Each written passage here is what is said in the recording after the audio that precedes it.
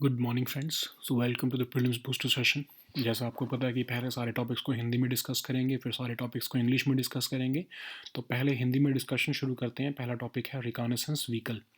तो अभी इंडिया ने जो है आर्मर्ड इंजीनियर रिकॉनेसेंस व्हीकल को जो है इंडक्ट किया है corps of engineers of Indian army में। इसको बनाया किसने है? डीआरडीओ ने डिज़ाइन किया है इसको, और इसकी मैन्युफैक्चरिंग जो हुई है वो ऑर्डिनेंस फैक्ट्री है मेदाक में वहाँ पर।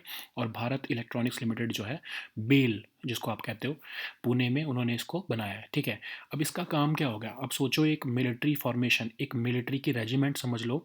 एग्जाम्पल लेते हैं कि पाकिस्तान में अटैक करने जा रही है, तो जिस वो एरिया से जा रही है तो उसको ये पता होना चाहिए कि रिकॉनेसेंस का मतलब, पहले आपको बताते हैं, रिकॉनेसेंस का मतलब होता है मिलिट्री ऑब्जर्वेशन करना कि आगे जो है कहीं दुश्मन तो नहीं छुपा हुआ, क्या कहीं आगे कोई ऐसा स्ट्रेटजिक उनके लिए कोई कोई ऑब्स्टिकल तो नहीं लगाई हुई जानबूझ के दुश्मन आर्मी ने, जिससे हमारे जो है सोल्जर्स मर जाएंगे। तो इसको ही कहते हैं रिकॉनेसेंस। मतलब एक तरह से ऑब्जर्व करके आएगा, समझ लो एक ड्रोन की तरह होगा या कुछ, मतलब जो इसको ऑब्जर्व नहीं कर सकती एनिमी कंट्री, वो बहुत छोटा सा कोई ऐसा ऑब्जेक्ट होगा, व्हीकल होगा।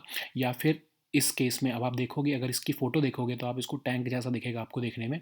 तो ये रिकॉनेसेंस कर सकता है कि आने आगे जो जहाँ पर ये मिलिट्री की हमारी रेजिमेंट जा रही है, तो आगे इस रास्ते में क्या पड़ेगा। ठीक है, तो उनको एक तरह से प्री वार्निंग देने के लिए, पहले से ही बताने के लिए कि आगे ऐसा सिचुएशन है, आपको, आप अगर आगे इस नदी के उधर से जाते हो तो आपको जो है वो ज़्यादा बेटर रहेगा, आपके लिए ज़्यादा स्ट्रेटेजिक अपॉर्चुनिटीज़ रहेंगी। तो ये पूरी रिकॉनेसेंस करके बताएगा आगे कोई वाटर ऑब्स्टिकल है या कोई पैचेज़ ऐसे हैं जिसका आप यूज़ कर सकते हो, या फिर आप वहाँ से नहीं जा सकते। तो ये पूरी रिकॉनेसेंस करके जो है वो ये जो है मिलिट्री कमांडर को बताएगा। ठीक है, फोर्स कमांडर्स को। तो इससे हमारी इंडियन आर्मी की रिकॉनेसेंस की कैपेबिलिटीज़ इंप्रूव होने वाली हैं, तो इसके लिए इसको जो है वो इंडक्ट किया गया है। ठीक है, नेक्स्ट टॉपिक देखते हैं जो कि इकोनॉमिकली वीकर सेक्शंस। तो आपकी जो 3 मेंबर कमेटी बनाई गई थी कि जो क्राइटेरिया गवर्नमेंट ने जो है वो डिवाइस किया था इकोनॉमिकली वीकर सेक्शंस को रिजर्वेशन देने के लिए, तो उसको दोबारा से सुप्रीम कोर्ट के कहने पर रिवाइज़ करना पड़ रहा है। तो इसीलिए 3 मेंबर कमेटी जो है वो आने वाले टाइम में बस रिपोर्ट देने वाली है। अब ये कमेटी बनाई क्यों थी? तो सुप्रीम कोर्ट ने बोला था कि आपने क्या सोच के ये जो क्राइटेरिया रखा है इकोनॉमिकली वीकर सेक्शंस का जनरल कैटेगरी में कि 8 लाख इनकम होनी चाहिए या इतने इतने असेट होने चाहिए, इससे ज़्यादा नहीं हो सकते, तो आपने कहाँ से एक क्राइटेरिया उठाया है? तो एक्चुअली ये क्राइटेरिया जो है ministry of social justice and empowerment ने, और अदर गवर्नमेंट ऑफ इंडिया ने, ओबीसी में जो क्रीमी लेयर होती है ना, ठीक है, अब क्रीमी लेयर क्या होती है, अब समझ लो ओबीसीज को रिजर्वेशन मिलता है, लेकिन जिनकी इनकम इस 8 लाख से, ये 8 लाख का है ना क्राइटेरिया, तो 8 लाख से ऊपर है, या फिर अगर वो गवर्नमेंट जॉब में किसी एक अच्छे पद पर हैं उनकी फैमिली में, तो उनको क्रीमी लेयर उनको जो है वो रिजर्वेशन नहीं मिलती है। बाकी सब जो 8 लाख से नीचे वाले लोग हैं उनको, अदर बैकवर्ड क्लासेस के अगर वो बिलोंग करते हैं, तो उनको रिजर्वेशन का बेनिफिट मिलता है। तो अब ये देखो आप, इसमें फ़र्क क्या हो रहा है। ठीक है, ओबीसी में क्राइटेरिया जो है वो एक्सक्लूजन का है, मतलब 8 लाख से ऊपर जिसकी इनकम होगी उसको रिजर्वेशन नहीं मिलेगी, एक्सक्लूड करेंगे। लेकिन जनरल कैटेगरी में जो ये इकोनॉमिकली वीकर सेक्शंस है, इसमें 8 लाख का क्राइटेरिया इंक्लूजन का है, जिसकी 8 लाख तक इनकम होगी उसको हम इंक्लूड करेंगे, इंक्लूजन है। ठीक है, तो यही सुप्रीम कोर्ट ने भी बोला था कि आपने 8 लाख का क्राइटेरिया कैसे लगाया है? अगर आप ओबीसी का क्राइटेरिया लगा रहे हो तो ओबीसी का क्राइटेरिया तो एक्सक्लूजन का है, आप यही सेम क्राइटेरिया को इंक्लूजन में कैसे यूज़ कर सकते हो? ठीक है, तो ये उन्होंने आर्ग्यूमेंट दिया था, उसी के बहुत से आर्ग्यूमेंट्स दिए थे, रादर हम देखेंगे, आगे डिस्कस करेंगे। पर पहले देखते हैं कि ये इनकम क्राइटेरिया फिक्स कैसे किया गया था। तो 2019 में जो है नोटिफिकेशन निकाली गई, और जिसमें बताया गया 103rd कॉन्स्टिट्यूशनल अमेंडमेंट करने के बाद नोटिफिकेशन निकाली गई कि अब से जो है इकोनॉमिकली वीकर सेक्शंस को भी जो है रिजर्वेशन मिलेगा, जो जनरल कैटेगरी के हैं। तो उनकी इनकम 8 लाख से कम होनी चाहिए, और कुछ उनके पास जैसे एसेट, जैसे कि उनका इसमें बताया था कि उनका घर नहीं होना चाहिए 100 स्क्वायर यार्ड से ऊपर का सिटीज़ में। ठीक है, तो इसके ऊपर भी रादर जो है सुप्रीम कोर्ट ने क्वेश्चनिंग किया कि ये भी क्राइटेरिया आपने कैसे बनाया है। ठीक है, तो अब जो है ये कहाँ से आ रही है ये क्राइटेरिया? ओबीसी का भी अगर है या ओबीसी का नहीं भी है तो कोई इसका कोई बैकग्राउंड है, कहाँ से इस गवर्नमेंट के दिमाग में आया कि 8 लाख की फिगर होनी चाहिए, कुछ तो दिमाग में पहले आया होगा ना, ठीक है, कुछ तो एक क्राइटेरिया पहले से सेट होगा। तो एक्चुअली क्या था कि यूपीए गवर्नमेंट ने 2005 में जो है एक कमेटी बनाई थी, मेजर जनरल रिटायर्ड जो थे एसआर सिन्हा की अध्यक्षता में, जिसमें रिकमेंडेशंस दी गई थी कि ईडब्ल्यूएस को रिजर्वेशन मिलनी चाहिए जनरल कैटेगरी के। और उसको उन्होंने क्या रिकमेंडेशन दी थी, उन्होंने बोला था कि पहली बात तो जितने भी बिलो पॉवर्टी लाइन के जो है फैमिलीज़ हैं जनरल कैटेगरी में, उन सबको रिजर्वेशन मिले। दूसरा प्लस उन्होंने कहा था कि वो फैमिलीज़ जो इनकम टैक्स की जो लिमिट है उससे कम उनकी अगर इनकम है साल में, तो उनको भी जो है रिजर्वेशन मिलनी चाहिए, ठीक है। अब जो है प्रेजेंट इनकम सीलिंग जो है, अब गवर्नमेंट ने सोचा कि वैसे तो अगर आप सोचो तो 5 लाख की आपकी इनकम टैक्स की लिमिट है, ठीक है। तो गवर्नमेंट ने ये सोचा कि उसमें बहुत ही कम लोगों को इसके बेनिफिट्स मिलेंगे, तो इसलिए गवर्नमेंट ने ओबीसी के क्राइटेरिया का यूज़ करते हुए 8 लाख की इनकम को फिक्स कर दिया, ठीक है। अब ये सीलिंग को डिसाइड कैसे किया था, तो उन्होंने कैबिनेट नोट में लिखा, जब ये सीलिंग लिखी, जब ये 103rd कॉन्स्टिट्यूशनल अमेंडमेंट पास हो गई, उसके बाद जब कैबिनेट को ये नोटिफिकेशन निकालनी थी कि किस किस को बेनिफिट्स मिलेंगे, तो उसमें उन्होंने बोला कि बीपीएल की कैटेगरी सिर्फ तो नहीं दे सकते हम, ठीक है, इससे ज़्यादा हमको देना पड़ेगा। तो जो इनकम या वेल्थ टेस्ट हमने ओबीसीज के कैटेगरी में यूज़ किया है, वही सेम जो है हम उसी को हम यूज़ करते हुए ईडब्ल्यूएस की कैटेगरी में भी हम उसी से ही रिजर्वेशन के बेनिफिट्स देंगे, ठीक है। अब सुप्रीम कोर्ट ने क्यों बोला कि ये इनकम सीलिंग जो आपने लगाई है ईडब्ल्यूएस में, ये आर्बिट्रेरी है, इसको रिवाइज करो। तो जैसा मैंने आपको पहले बताया कि ईडब्ल्यूएस की जो कैटेगरी में 8 लाख की इनकम इंक्लूजन के लिए यूज़ की जा रही है, मतलब 8 लाख तक जिसकी इनकम है उसको बेनिफिट मिलेंगे। लेकिन ओबीसी के कैटेगरी में इसको एक्सक्लूजन की जा रही है कि मतलब 8 लाख से ऊपर जिसकी इनकम होगी उसको एक्सक्लूड किया जाएगा रिजर्वेशन में, तो ठीक है। तो सुप्रीम कोर्ट ने बोला कि उसमें एक्सक्लूजन यूज़ हो रहा है, उसमें एक्सक्लूजन के लिए, इसमें इंक्लूजन के लिए, तो आप इसको सेम कैसे कह सकते हो, ठीक है। फिर दूसरा उन्होंने बोला कि ओबीसी कैटेगरी जो है उसमें जो रिजर्वेशन मिलती है वो सिर्फ इकोनॉमिक बैकग्राउंड को देख के नहीं मिलती, उसमें उनकी सोशल और एजुकेशनल बैकवर्डनेस भी है। लेकिन जनरल कैटेगरी में सोशल एजुकेशनल बैकवर्ड तो नहीं है ना, वो तो सिर्फ इकोनॉमिकली बैकवर्ड है। तो सेम कैटेगरी कैसे, सेम जो है क्राइटेरिया कैसे आप यूज़ कर सकते हो ओबीसी कैटेगरी का जनरल कैटेगरी के लिए, ठीक है।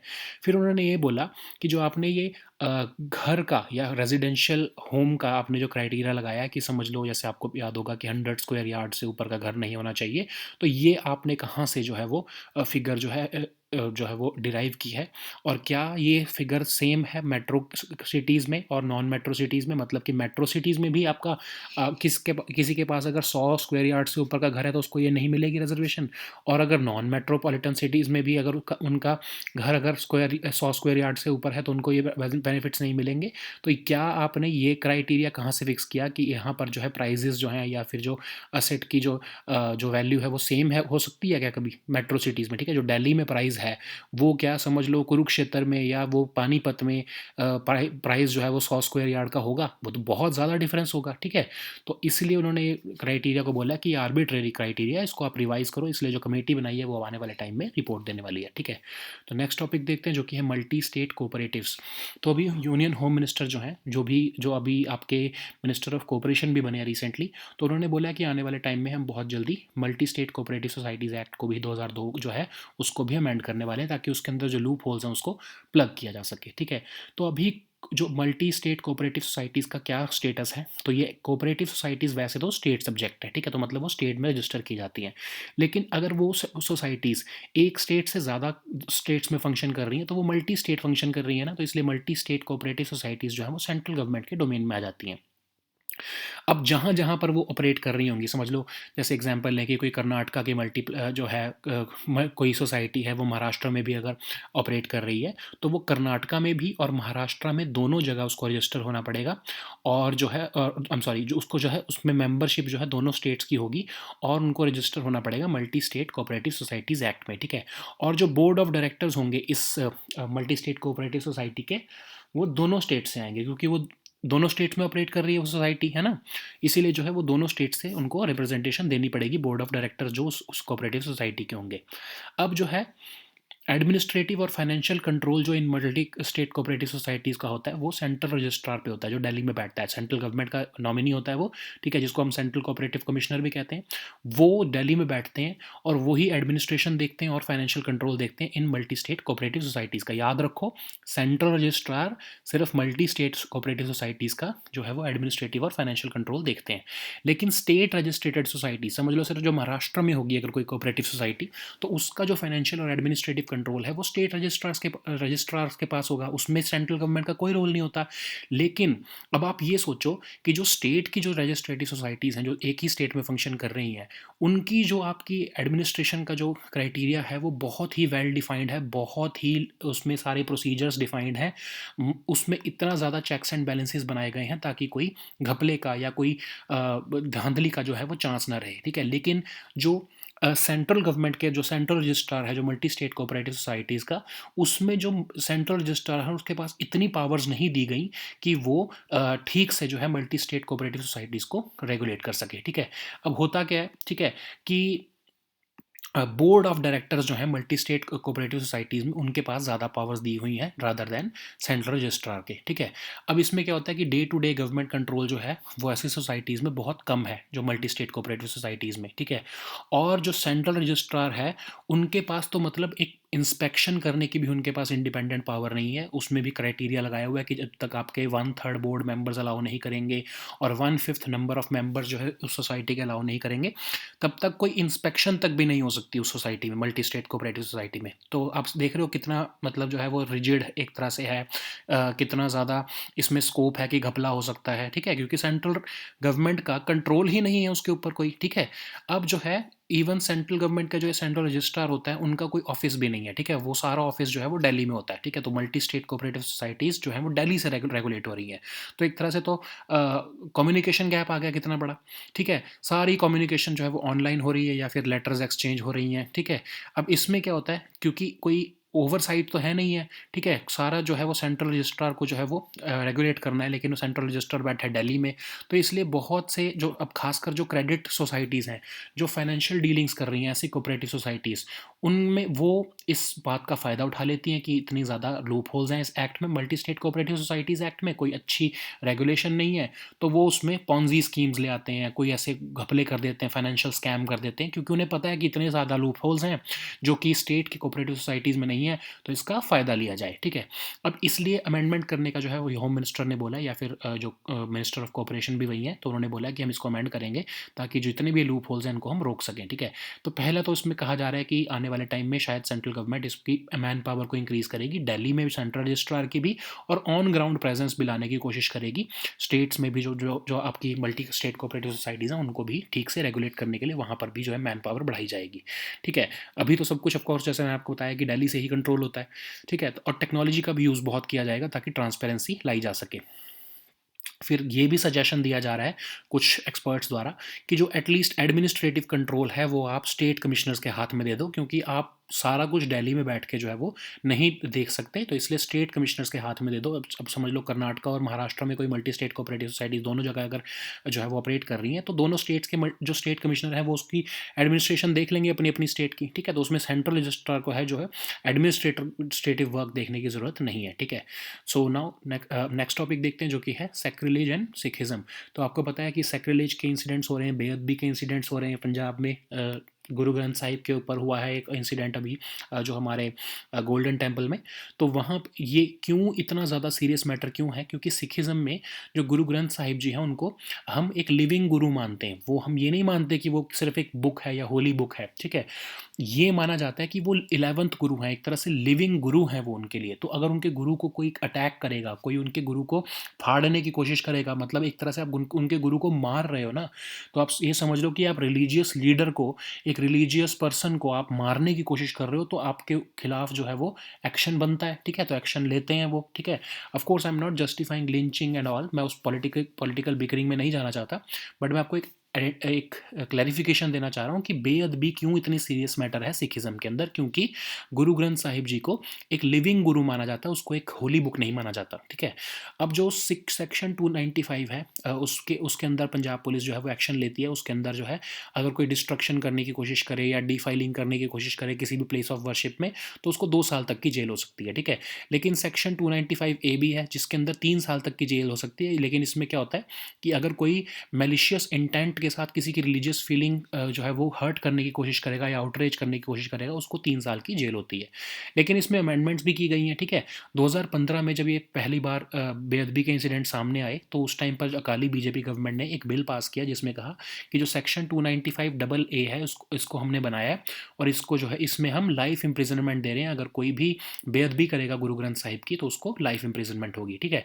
लेकिन उसको प्रेसिडेंट ने जो है असेंट नहीं दिया उस बिल को, और जो है यूनियन होम मिनिस्ट्री ने उसको वापस भेज दिया और कहा कि हमारे सेकुलर स्पिरिट के खिलाफ है, क्योंकि इंडिया जो है वो सेकुलर स्टेट है। तो इंडिया में ये ब्लेसफेमी लॉज जो है वो उसका कोई सेंस नहीं बनती, ठीक है। एक सिविलाइज्ड कंट्री में आप ब्लेसफेमी लॉज नहीं बना सकते। ब्लेसफेमी क्या होता है कि रिलीजियस फीलिंग को आपने हर्ट किया, उसके लिए आपको सज़ा मिले, ठीक है। तो हम लिबरल सोसाइटी में रह रहे हैं, हम एक सिविलाइज सोसाइटी में रह रहे हैं, तो ऐसा नहीं हो सकता कि हम ब्लेसफेमी लॉज बनाएं। वो तो एक पुरानी जो आपकी जो पाकिस्तान या अफ़गानिस्तान जैसी कंट्रीज़ हैं वहाँ के ट्रेंड हैं, वहाँ पर ब्लेसफेमी के लिए लोगों को मार दिया जाता है। तो हम अब डेमोक्रेटिक स्टेट है, वहाँ पर ये शोभा नहीं देता है ब्लेसफेमी लॉज बनाना, ठीक है। तो इसीलिए यूनियन होम मिनिस्ट्री ने वापस भेज दिया था उसको, ठीक है। 2018 में कैप्टन अमरिंदर सिंह की गवर्नमेंट जो थी पंजाब में, उन्होंने भी ट्राई किया और उन्होंने बोला कि सिर्फ गुरु ग्रंथ साहिब जी को ही नहीं, अगर किसी भी होली बुक को, किसी भी रिलीजन की बुक को अगर आप जो है वो अटैक करने की कोशिश करते हो या उसकी जो है सैंक्टिटी को जो आप अटैक करने की कोशिश करते हो, तो उसमें जो है ये आपको लाइफ इम्प्रिजनमेंट होगी। लेकिन उसमें भी जो है उसको भी प्रेसिडेंट ने जो असेंट नहीं दिया, और यही उन्होंने बोला कि सेकुलर स्टेट में, एक लिबरल डेमोक्रेटिक स्टेट में ब्लेसफेमी लॉज जो है उसकी कोई जगह नहीं होती है, ठीक है। सो नेक्स्ट टॉपिक देखते हैं जो कि है बैटरी एनर्जी स्टोरेज सिस्टम। तो solar energy corporation of India ने एक कॉन्ट्रैक्ट दिया है एक प्राइवेट कंपनी को, टाटा पावर को, और वो जो है छत्तीसगढ़ में रंजन गांव जो है एरिया, वहाँ पर 100 मेगावाट जो सोलर प्लांट है वहाँ पर वो 40 मेगावाट की जो है बैटरी एनर्जी स्टोरेज सिस्टम जो है वो लगाएंगे, ठीक है। अभी प्रॉब्लम क्या है सोलर एनर्जी में? सोलर एनर्जी की जो है वो मतलब जितनी आ रही है उतनी अगर यूज़ हो जाए तो ठीक है, नहीं तो जो है वो उसको आप रोक नहीं सकते उसको, ठीक है। मतलब अगर आपके घर पे सोलर प्लांट लगा होगा, सोलर जो है वो आपके वो लगा होगा प्लांट, तो आपको पता होगा, उन लोगों को पता होगा रादर, कि जो है अगर बैटरी नहीं है तो उसकी सोलर एनर्जी तो वो प्रोड्यूस करता ही जा रहा है, ठीक है। मतलब जब तक धूप है तो सोलर सेल्स उसकी एनर्जी को प्रोड्यूस करते जा रहे हैं। अगर आप उसको नहीं यूज़ कर रहे तो उसको कहीं ना कहीं और जाना है, तो आप उसको क्या करते हो, अपनी जो इलेक्ट्रिसिटी जो कंपनी है उसके साथ आप कॉन्ट्रैक्ट करते हो, वो आप बिजली जो है वो जो है कंपनी को बेच देते हो, ठीक है। क्योंकि उसने तो बनते रहना है, सोलर एनर्जी ने तो बनते रहना है, ठीक है। लेकिन अगर हम बैटरी लगा दें तो बैटरी तो स्टोर होती रहेगी, वो जो बिजली बन रही है वो जाके बैटरी में स्टोर होती रहेगी, ठीक है। तो यही एक तरह से अब इसको बड़े कंटेक्स में देखोगे तो 100 मेगावाट का जो है वो एक सोलर प्लांट है, उसमें 40 मेगावाट की एक बैटरी सिस्टम लगाई जाएगी टाटा पावर द्वारा। तो इसका फ़ायदा क्या है? अगर हम स्टोर कर सके एनर्जी को, हम इलेक्ट्रिसिटी को अगर स्टोर कर सके तो उसको हम ग्रिड के साथ कनेक्ट कर सकते हैं, ठीक है। अभी कभी ऐसा तो नहीं हो सकता ना कि डायरेक्टली हमने जो सोलर एनर्जी प्रोड्यूस हो रही है उसको डायरेक्टली ग्रिड के साथ कनेक्ट कर दिया, ठीक है, क्योंकि बहुत सी वर्क फ्लक्चुएशंस आएंगी, बहुत सी जो है सिचुएशंस ऐसी होंगी जब वो एनर्जी नहीं जनरेट हो रही होगी रात के समय या कुछ, तो हम उसको डायरेक्टली ग्रिड से कनेक्ट नहीं कर सकते। हम बैटरी को ग्रिड से कनेक्ट कर सकते हैं, ठीक है। तो ये हमारी एक मूव फॉरवर्ड है कि हम सोलर एनर्जी को आज तक हम ग्रिड से कनेक्ट नहीं कर पाए हैं, तो अगर हम बैटरी का यूज़ करना शुरू करेंगे तो हम उसको ग्रिड से भी कनेक्ट कर देंगे। और क्लीन सोलर एनर्जी जो है हमारी, वो जो आपका इवनिंग का जैसे टाइम होता है या आपका जो पीक टाइम होता है जब सबसे ज़्यादा पावर की ज़रूरत होती है, तो उस टाइम पर ये यूज़ आ सकेगा, ठीक है। सो अब जो है इसको टाटा पावर जो है वो बनाएगा इस बैटरी को, जो 40 मेगावाट की बैटरी होगी, और ये प्रोजेक्ट जो है इसको वर्ल्ड बैंक भी सपोर्ट कर रहा है, ठीक है। तो हम solar energy corporation of India के बारे में देखते हैं। तो ये एक शेड्यूल ए सेंट्रल पब्लिक सेक्टर यूनिट है ministry of new and renewable energy के अंडर, और ये आपके रिन्यूएबल एनर्जी रिसोर्सेज को प्रमोट करने का काम करती है, खासकर सोलर और विंड एनर्जी, ठीक है। और भी बहुत सारे जो है रिन्यूएबल एनर्जी सोर्सेज की प्रमोशन के लिए काम करती है, तो नाम से कंफ्यूज मत होना, सिर्फ सोलर एनर्जी से रिलेटेड नहीं है, बहुत सारे रिन्यूएबल एनर्जी रिसोर्सेज को डेवलपमेंट और प्रमोशन का इसका काम होता है, ठीक है। नेक्स्ट टॉपिक देखते हैं जो कि है फ्यूजिटिव इकोनॉमिक ऑफेंडर। तो अभी यूनियन फाइनेंस मिनिस्टर ने लोकसभा में बताया है कि बैंक्स ने ऑलमोस्ट 13,000 करोड़ रुपए जो है वो विजय माल्या, नीरव मोदी और मेहुल चौकसी जैसे फ्यूजिटिव इकोनॉमिक ऑफेंडर्स के असेट्स को बेचकर जो है वो रिकवर कर लिए हैं। और सिर्फ 16 जुलाई के दिन ही जो है 792 करोड़ रुपए जो है वो विजय माल्या के जो है वो असेट्स को बेचकर रिकवर किए हैं बैंक्स ने, ठीक है। अब फ्यूजिटिव इकोनॉमिक ऑफेंडर्स एक्ट क्या है, तो इसको 2018 में पास किया गया था, क्योंकि यही सिचुएशन, माल्या की सिचुएशन ही आई थी। तो देखा था गवर्नमेंट ने कि यहाँ से करप्शन करके भाग जाते हैं, यहाँ से जो है लोन्स जो है बैंक्स के जो है वो वापस नहीं करके और यहाँ से वो इंडिया से भाग जाते हैं, तो इसलिए ये बिल लाया गया था। और इसमें कहा गया कि फ्यूजिटिव इकोनॉमिक ऑफेंडर वो है, जो डिफाइन भी किया गया, जिसने यहाँ पर इकोनॉमिक ऑफेंसेस किए हैं 100 करोड़ से ऊपर या 100 करोड़ के, और वो भाग गया है इंडिया से ताकि उसके ऊपर क्रिमिनल एक्शन ना लिया जा सके, उसको फ्यूजिटिव इकोनॉमिक ऑफेंडर डिक्लेयर किया जाएगा। उसको डिक्लेयर कौन करेगा? अब स्पेशल कोर्ट है जो है वो बनाए जाएंगे, वो prevention of money laundering act के अंदर किसी भी पर्सन को फ्यूजिटिव इकोनॉमिक ऑफेंडर डिक्लेयर करेंगे अगर वो ये क्राइटेरिया को मेट कर रहे हैं तो, ठीक है। अब इस केस में जो है उनकी property directly central government seize कर सकती है और कोई नोटिस देने की भी जरूरत नहीं है अगर वो फ्यूजिटिव इकोनॉमिक ऑफेंडर है तो, ठीक है। लेकिन फ्यूजिटिव इकोनॉमिक ऑफेंडर जो है उनके पास राइट है अपील करने का, जो कि स्पेशल कोर्ट ने जो ऑर्डर दिए उनके फ्यूजिटिव इकोनॉमिक ऑफेंडर होने के, तो उसके खिलाफ वो अपील कर सकते हैं स्टेट के हाई कोर्ट में, ठीक है। So now let us see all these topics in English. So the first topic is reconnaissance vehicle. So you know that in any military strategy, let's suppose that we all are a part of a military regiment, and we are moving against Pakistan and we are moving into their territory. So we would have to know what is the route that we should be taking, what if there is any strategic link or any strategic route that we should be taking, so that we will have an upper hand against the enemy. So reconnaissance becomes very important for that. So reconnaissance means military observation of your route that you're taking. Okay, so that's why we have this first set of indigenously developed next generation armored engineer reconnaissance vehicle, which will be inducted into Corps of Engineer of Indian Army. It has been developed by DRDO. It has been designed by DRDO but manufactured by Ordnance Factory of Medak and Bharat Electronics Limited of Pune. Okay, so just imagine that when the army is moving, let's say against Pakistan, to capture, of course, the POK region. So we would be having several obstacles like a river or a water body. So for that we have to know what is ahead of us. So this reconnaissance vehicle, it looks like a tank if you just see that the images of this vehicle. So it will be observing the path ahead, and it will be giving us suggestions that you should take this particular path. It is safe, it is not having any mines or any attack weapons of the enemy, so you should take that path. So this reconnaissance vehicle will be very important for any military strategy or a military adventure of any country. Okay, so now let us see the next topic, which is economically weaker sections.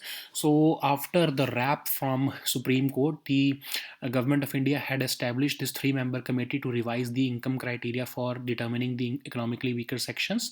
So this committee is poised to submit its report to the center in the next few days. So why was this committee set up?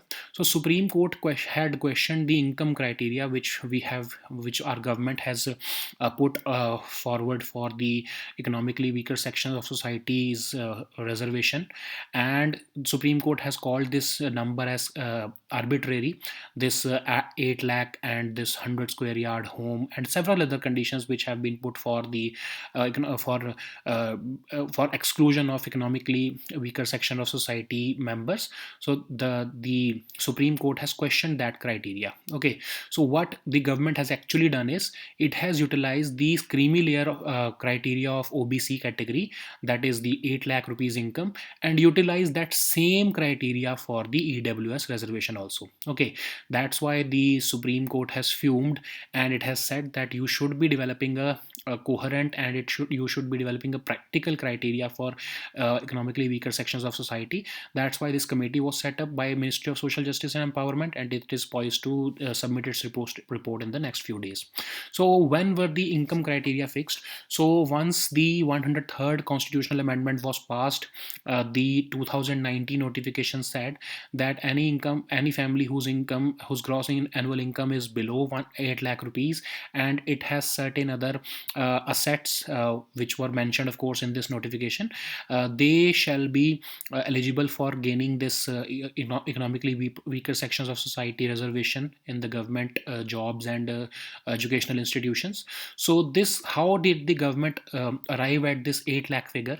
So actually, this EWS reservation is not a new idea. It was there even during the period of UPA government. So the UPA government in the year 2005, they established this Major General SR Sino commission, and this commission recommended that if you want to give benefits of reservation to general category, then you should consider first the BPL category people, and those plus those rather that those who are not who are outside the taxable limit.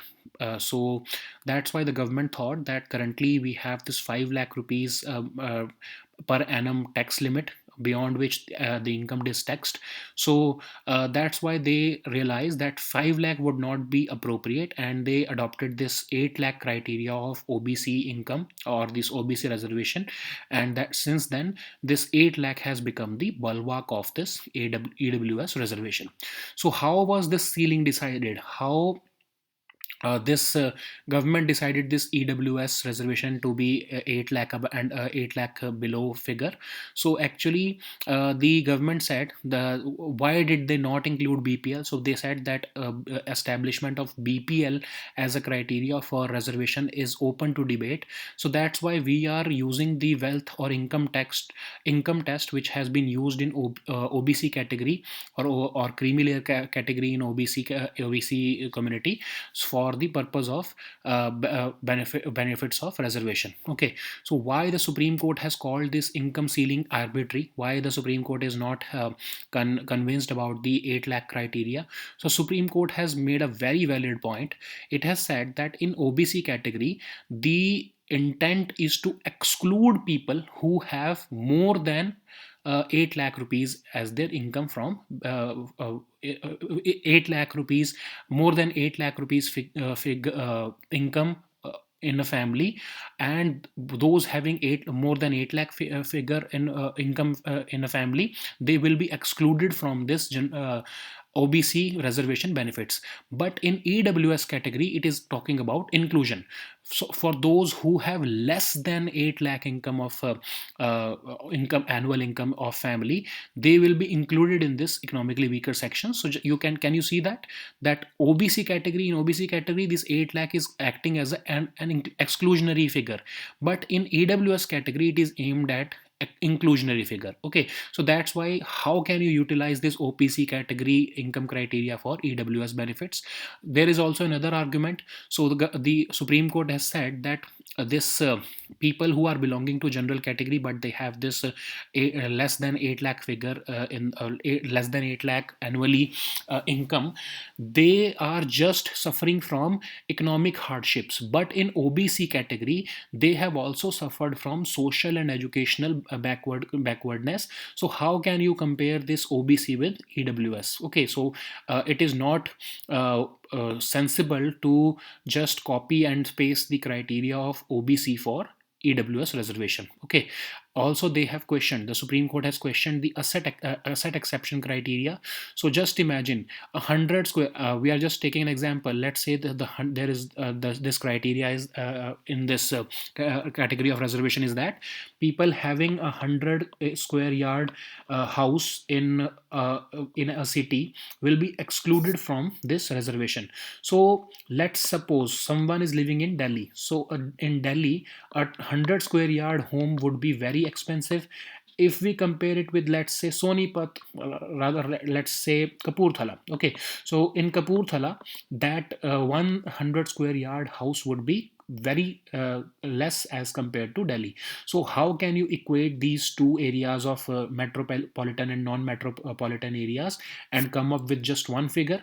That's why Supreme Court has questioned this arbitrariness regarding the figure of or the income and asset asset resources in the context of EWS category. Okay, so now let us see the next topic, which is multi-state cooperatives. So Union Home Minister, who is also the Cooperation Minister or Minister of Cooperation, has announced that it is time that the government will amend this Multi-State Cooperative Societies Act of 2002, because it has several loopholes and these multi-state cooperative societies take the benefit of it. Okay, so you know that cooperatives are generally state subject, and only when a cooperative society is functioning in more than one state, it is eligible to be called as a multi-state cooperative society.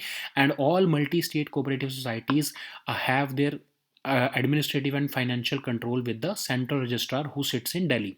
Okay, it is also called the Central Cooperative Commissioner. So and this MSCS, that is the multi-state cooperative societies, they also have board of governors. So membership from all the states in which this multi-state cooperative society is acting or operating, they will send their nominees for the board of directors in a multi-state cooperative society. So why the government wants to amend this act? So let's see that in state cooperative societies who are functioning in just one state, they are very well managed if we compare it with them, if we compare them with multi-state cooperative societies, because the financial and administrative control rests with one body, that is the state registrars. So they have this very uh, strict provisions for any functioning of the state cooperative societies, so that there must be some checks and balance at multiple layers to ensure that transparency remains active in the process. But in case of multi-state societies, only the board of directors have the control over all the finances and administration of such societies. Okay, so what are the other issues with this act of multi-state cooperative societies? So the because of only central registrar, the day-to-day functioning of government, or the day-to-day government control, or the union government control over these multi-state cooperative societies has suffered a blow. And the central registrars can only central registrar, who is the financial and administrative head of these multi-state cooperative societies, it does not even have the power to issue inspection orders. Only under certain circumstances, once let's say one third of members of these board of directors approve it, and more than one fifth of consumers or the members of this multi-state cooperative societies approve it, only then an inspection of multi-state cooperative societies can be initiated. Okay, also this central registrar does not have any members or any manpower in the state in which these societies are operating.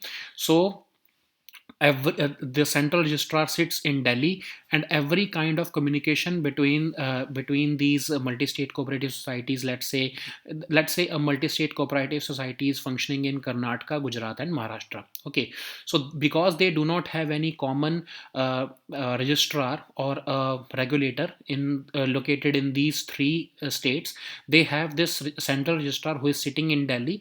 They have to manually contact and communicate with this central registrars, which this communication goes through online or through correspondence. So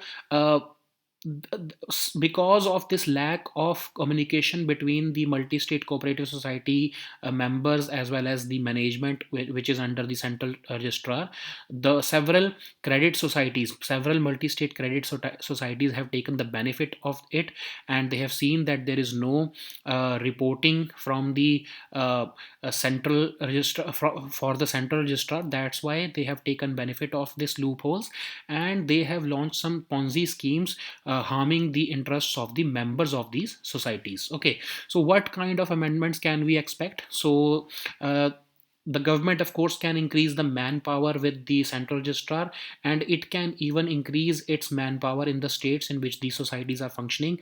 Also there is a possibility that technology will be utilized to impart transparency in the functioning of these societies, and the administrative control of such societies can be delegated or can be vested with the state commissioners in which these societies are functioning. Okay, like we were taking an example of a multi-state cooperative societies working in Gujarat, Maharashtra, and Karnataka.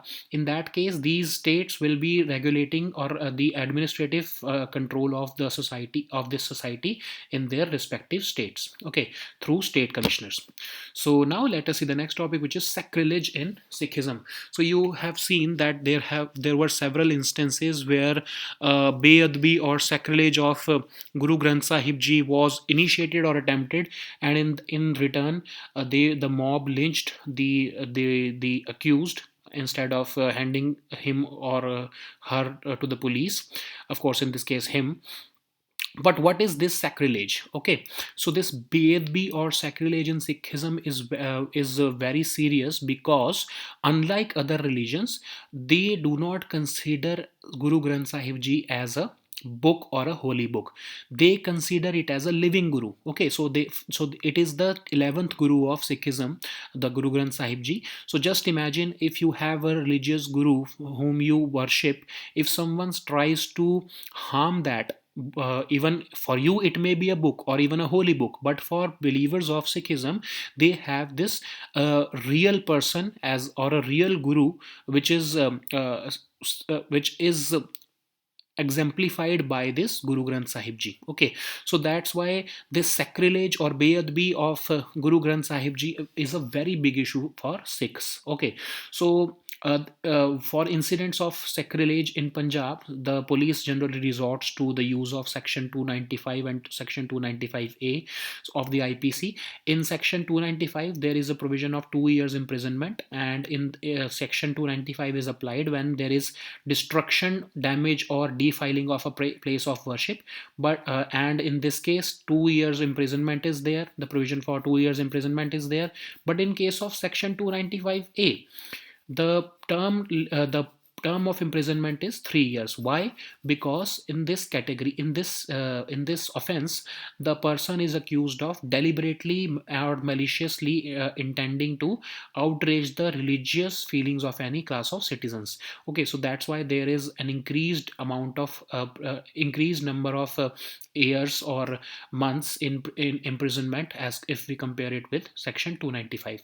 So certain amendments were also there, like after the 2015 incident of sacrilege, the then Akali BJP government amended this IPC, and they introduced this Section 295 AA, and they said that anyone uh, who tries to sacrilege the Guru Granth Sahib Ji, the person would be facing life imprisonment. But that bill was not passed by the president, because the Union Home Ministry said that because we are a secular country, we cannot approve this particular bill. So in 2018, the then Captain Amrinder Singh government decided to amend the bill or this provision, and they said that Section 295A8 would be applicable not just for the sacrilege of Guru Granth Sahib Ji, but to holy books of all religion. But again, this bill was not passed by the Union Home Ministry or the president, because let me tell you the real reason why the president does not give assent to this bill.